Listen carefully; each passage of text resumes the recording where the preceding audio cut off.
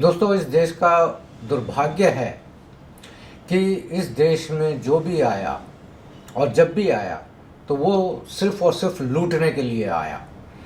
यहाँ की संस्कृति, यहाँ की संपदाएं, यहाँ के प्राकृतिक संसाधन, ये सब इतने रिच हैं।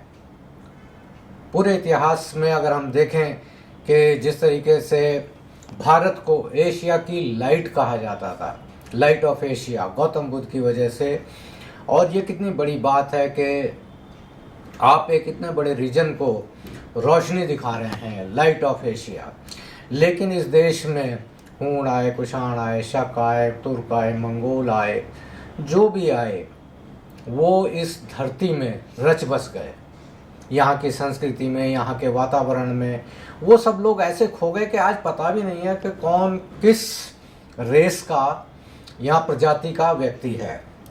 लेकिन एक कौम ऐसी है आज भी जो इस देश से, इस देश के लोगों से, इस देश की संस्कृति से, इस देश के जो संसाधन हैं उनसे नफरत करती है। और इतना नफरत करती है कि आज भी ये लोग लगे हुए हैं इस देश को बर्बाद करने में। ये कौन लोग हैं मैं आपको अभी बताऊंगा।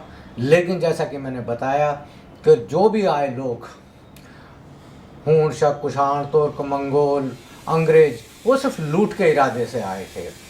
और सबसे बड़ी बात यह है कि इस देश के लोग, यानी 1947 में जब हमको आज़ादी मिली, तथाकथित आज़ादी जब हमको मिली, तो हमने सोचा था कि हम एक देश बनाएंगे, एक राष्ट्र बनाएंगे, एक ऐसा भविष्य का राष्ट्र बनाएंगे जो पूरी दुनिया में भारत के प्राचीन, भारत के जो उसका गौरव था वो उसको लौटाएगा, भारत को फिर से आध्यात्मिक दुनिया में विश्व गुरु बनाएगा, पूरी दुनिया में उसकी शान को आगे बढ़ाएगा। लेकिन ऐसा हुआ नहीं, क्योंकि जैसे ही अंग्रेज गए तो जो कमांड थी, जो सत्ता थी, वो कल्लू अंग्रेजों के हाथ में आ गई। और इन कल्लू अंग्रेजों ने, इन काले अंग्रेजों ने कभी ये नहीं सोचा, इस देश के बारे में कभी सोचा ही नहीं। दरअसल उनके बारे में अगर हम इतिहास का अवलोकन करें तो उनके पास में कभी देश नाम की समस्या ही नहीं थी। उन्हें तो सिर्फ अपनी सत्ता की चिंता थी, और उस सत्ता की चिंता के लिए वो जो भी कर सकते थे, यानी सत्ता को अपनाने के लिए, इस सत्ता पर कब्जा करने के लिए, इसको हथियाने के लिए वो जो भी कर सकते थे, राष्ट्र के नाम पर, देश के नाम पर, जाति के नाम पर, धर्म के नाम पर, भाषा के नाम पर, वो जो भी कर सकते थे उन्होंने किया और इस देश की सत्ता पर काबिज होते रहे। तो पहले गोरे अंग्रेज थे, फिर बाद में काले अंग्रेज आ गए, और आज इन अंग्रेजों की वजह से अब ये हो गया है कि कोई छोटा चोर है, कोई बड़ा चोर है। अब हमें चुनाव में सिर्फ ये तय करना है कि हम किसको चुनेंगे, छोटे चोर को या बड़े चोर को। बस इतना फर्क है। वरना ये राजनीतिक जितनी भी पार्टियां हैं दोस्तों, जो देशभक्ति के नाम पर, देश सेवा के नाम पर लोगों को मूर्ख बनाने पर तुले हुए हैं, दरअसल ये लोग, इनका राष्ट्र से, देश से, इस देश के लोगों से, इस देश के संस्कृति से इनका कोई मतलब नहीं है। ये सिर्फ और सिर्फ अपना उल्लू सीधा कर रहे हैं। राजनीतिक पार्टी के रूप में ये लोग गैंग बन गए हैं, एक राजनीतिक गैंग बन गए। इनका मकसद है देश की सत्ता पर कब्जा करना, इस देश के संसाधनों को लूटना। वरना ऐसा थोड़ी ना होता है कि देश आप बना रहे हैं कि कुछ लोगों को तो आप अमीर करते जा रहे हैं और अमीर करते जा रहे हैं, और कुछ लोगों को आप जानबूझकर लूटने पर लगे हैं, उनको दबाने में लगे हैं, उनको कुचलने में लगे हुए हैं। ऐसा कौन सा देश होता है? ऐसे कौन से देश के भाई बहन होते हैं कि वो अपने ही लोगों को, अपने ही देश के लोगों को कुचलने में लगे हुए हैं, दबाने में लगे हुए हैं? और आज तो स्थिति ये हो गई है कि साम दाम दंड कुछ भी हो जाए, चाहे युद्ध करना पड़े, चाहे कोई भी ऑपरेशन चलाना पड़े, कुछ भी चलाना पड़े, लेकिन ये लोग देश की सत्ता पर काबिज होना चाहते हैं, देश पर कब्जा करना चाहते हैं। बाकी बस इनका यही मकसद है। वरना आप सोचिए दोस्तों, एक छोटा सा सवाल मेरा आपसे भी है, एक संसदीय क्षेत्र में जिसमें तकरीबन 40-50 लाख लोग होते हैं, उस क्षेत्र में स्कूल, कॉलेज, डिस्पेंसरी, अस्पताल, यूनिवर्सिटी, ये सब बनाने के लिए कितना समय लगेगा? आप खुद सोचिएगा और मुझे बताइएगा, आप कमेंट कर में मुझे बताइएगा कि कितना समय लगेगा। फंड आपके पास में पूरा है, फंड की कोई कमी नहीं है, और कई स्तर पर फंड होता है। भारत में तो संसद का, एक सांसद का फंड होता है, एक एमएलए का फंड होता है, फिर क्या कहते हैं पार्षद का फंड होता है, पार्षद की जगह ग्राम पंचायत का, ब्लॉक लेवल का, हर एक किसी का फंड होता है। तो फिर कितना समय लगेगा? तो आप कहेंगे हद से हद 1 साल, 2 साल, 5 साल, 10 साल, 15 साल, 20 साल। आपको ये जानकर बड़ी हैरानी होगी कि आज भी आधे से ज़्यादा देश अंधेरे में डूबा हुआ है। आधे से ज़्यादा गांव में अभी तक सड़कें नहीं हैं, प्रॉपर जो पक्की सड़कें जिसको कहते हैं। ये जो वैसी सड़कें हैं ये तो अलग है, लेकिन पक्की सड़कें तक नहीं है। और विशेषकर जहाँ पर गरीब, वंचित समाज रहते हैं, दलित समाज रहते हैं, वहाँ पर जानबूझकर विकास नहीं किया जाता। जानबूझकर स्कूल्स, कॉलेजेस को इतना दूर कर दिया जाता है कि वहाँ पर बच्चे सोच भी नहीं सकते। एक तो गरीबी, खाने को नहीं है, ऊपर से फिर वो पढ़ने जाएंगे कैसे? तो इस तरीके से इन्होंने देश के लोगों का विकास रोक कर रखा है। और इसको क्या नाम देते हैं? कहते हैं जी ये तो करप्शन हो गया, भ्रष्टाचार हो गया। अरे ये भ्रष्टाचार नहीं है, यही है देशद्रोह सबसे बड़ा। तुमने लोगों के हाथ से, इस देश के बच्चों के हाथ से उनकी कलम छीन ली, उनके तन का कपड़ा छीन लिया, उनके मुंह का निवाला छीन लिया, उनको जीवन में आगे बढ़ने का सारे के सारे रास्ते बंद कर दिए। इससे बड़ा देशद्रोह क्या होगा? वो देशद्रोह थोड़ी ना होगा कि जो नक्शा दे के पाकिस्तान को दे रहा है या अमेरिका को दे रहा है कि हाँ जी ये क्या कहते हैं ले लो, यहाँ पर एयरपोर्ट है। आज गूगल मैप की दुनिया में किसको पता नहीं है कि कहाँ पर क्या चीज़ है। ये क्या मतलब बकवास करते रहते हैं कि जी जासूसी कर रहे थे। अरे क्या जासूसी कर रहे थे? ये बताओ कि पहले इस देश से जो तुमने गद्दारी की है इसका हिसाब कौन देगा? ये कौन फैसला करेगा कि तुमने इस देश से गद्दारी की है, तुम्हारे पुरखों ने गद्दारी की है? तुम लोग आज भी गद्दारी कर रहे हो, इस देश से गद्दारी कर रहे हो, इस देश से मक्कारी कर रहे हो, तो तुम्हारा क्या होना चाहिए?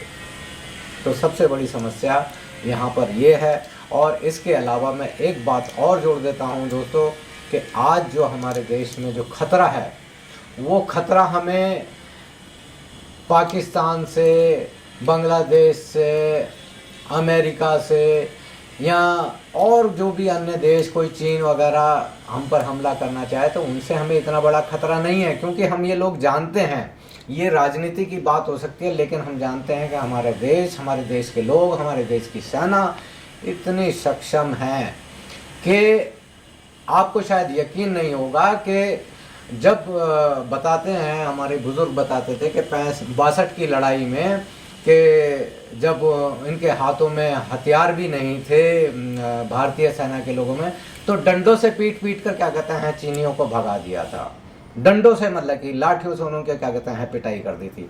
तो आज जो ऑपरेशन सिंदूर हुआ, ये किस लिए रुक गया, किस लिए इसका युद्ध विराम कर दिया गया, ये सब जानते हैं। ये सिर्फ और सिर्फ अपने चुनावी एजेंडे को पूरा कर रहे हैं। बाकी इनको मैंने कहा कि देश से कोई मतलब नहीं है, इनको देश सेवा से कुछ नहीं लेना है, इस देश के लोगों से कुछ नहीं लेना है।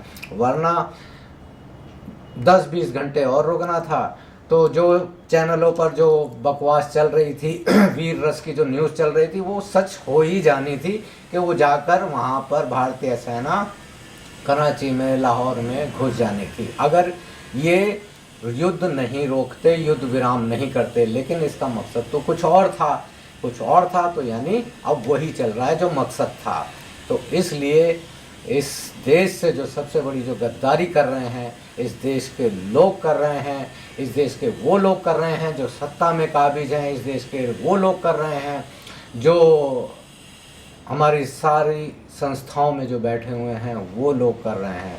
और इस देश का जो सबसे बड़ा जो खतरा है, अभी 2 ही लोग हैं कि एक तो ये कि पॉलिटिशियंस यानी राजनीतिक पार्टियां, ये एक सबसे बड़ा खतरा है इस देश के लिए, और दूसरा है इस देश का तथा कथित राष्ट्रवादी मीडिया।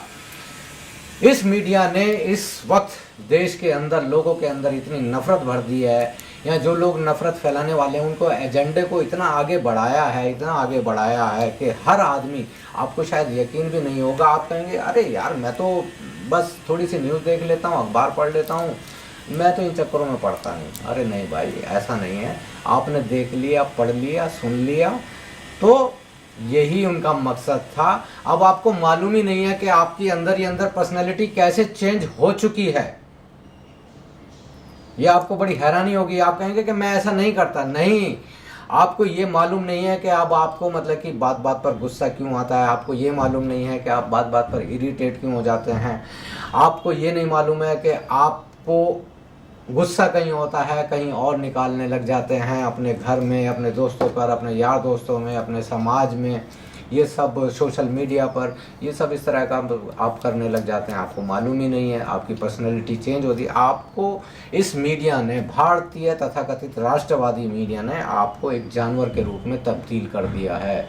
और अब आपको अगर इस देश को बचाना है तो दोस्तों, सबसे पहले आपको सभी राजनीतिक पार्टियों को उनका विरोध करना होगा, उनसे प्रश्न पूछने होंगे और उनको सही राह पर लाना होगा। यहाँ तक कि आपके पास में मीडिया वाले भी आते हैं, ये राष्ट्रवादी चैनल, अखबार आते हैं, तो आप इनसे भी सवाल कीजिए, इनसे भी पूछिए। और सबसे बड़ी बात यह है कि सोशल मीडिया के ज़माने में आप किसी भी इस तरह की बात के ऊपर, जो कि जिसे हम आजकल कहते हैं व्हाट्सएप यूनिवर्सिटी, उसके ऊपर भरोसा मत कीजिए।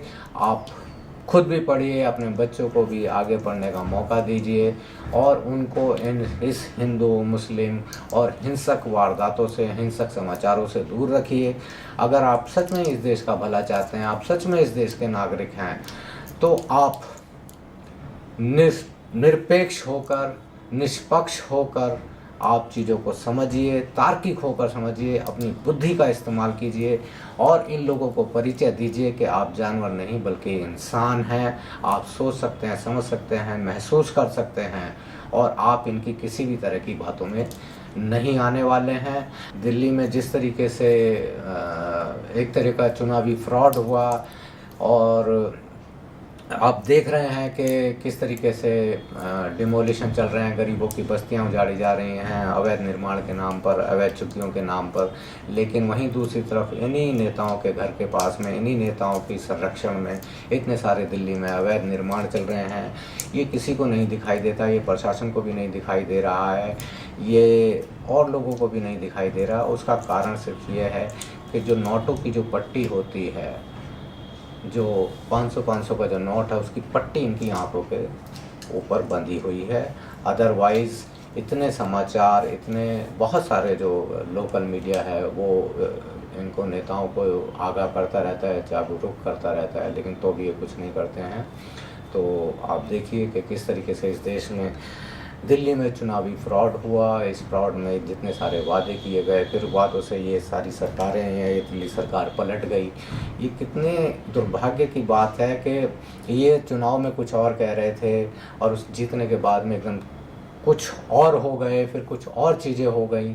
तो इस पर तो इनकी सरकार का जो है मतलब कि ख़त्म हो जानी चाहिए। इनकी सरकार को ख़त्म कर देना चाहिए। कोर्ट को एक इस तरह का भी प्रावधान हमारे संविधान में होना चाहिए कि ये चुनी हुई सरकारों को भी एकदम ख़त्म कर दिया जाए, क्योंकि ये लोग झूठ बोल कर आए थे। इन्होंने अपने चुनावी प्रचार में कुछ और कहा और इसमें कुछ और ये बोल रहे हैं और अब ज़मीन पर हकीकत जो है कुछ और आ गई है। तो एक तरीके से इन्होंने दिल्ली के लोगों के साथ में धोखा किया है, ये देश के लोगों के साथ में धोखा कर रहे हैं। तो इस देश को बचाना है।